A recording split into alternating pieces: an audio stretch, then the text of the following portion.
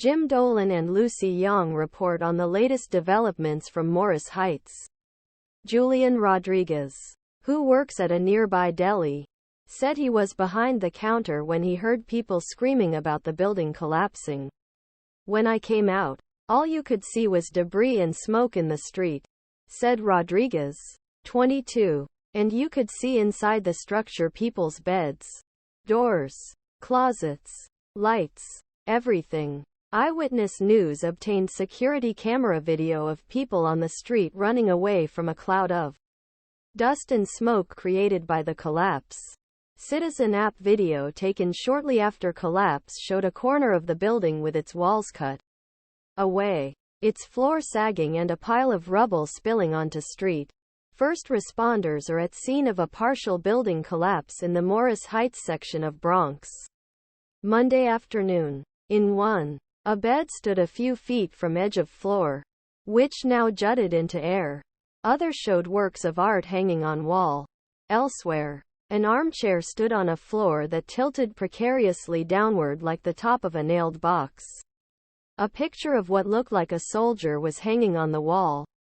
Officials said firefighters arrived on scene within 2 minutes and quickly evacuated everyone from the partially collapsed building, which housed 47 residences and 6 businesses. It was stated that active search efforts will continue as long as necessary to find people who may fall into the trap. Kavanagh said firefighters are trained for these situations at the academy using piles of rubble.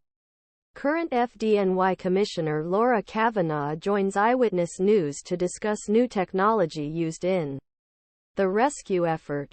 A search dog plowed through a pile of twisted and jumbled metal, apparently from the dock, and a robot dog headed into the debris.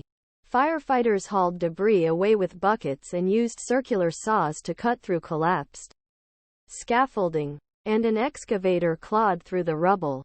We are tunneling through this pile of debris as safely as we can, said FDNY Chief John Hodgens. Firefighters are in a dangerous situation right now. We don't know what caused this corner of this building to collapse. We don't know if any of it will collapse. Adjacent buildings at 178 and 182 West Burnside Boulevard were also searched, but the victim was not found. Officials said crews will continue to search for potential victims until they find someone or confirm no one is under the rubble. NYC officials provide an update on the half-collapsed building in the Bronx. The Red Cross assisted dozens of residents and families displaced by the collapse, with some directed to a service center set up at a public school up the block. Following search, Department of Buildings will step in to investigate and determine stability of structure. Housing Preservation and Development reported 178 complaints over the past 2 years and 103 open violations dating back to May 2019. Department of Buildings Commissioner James Oddo said the building owner submitted its most recent report in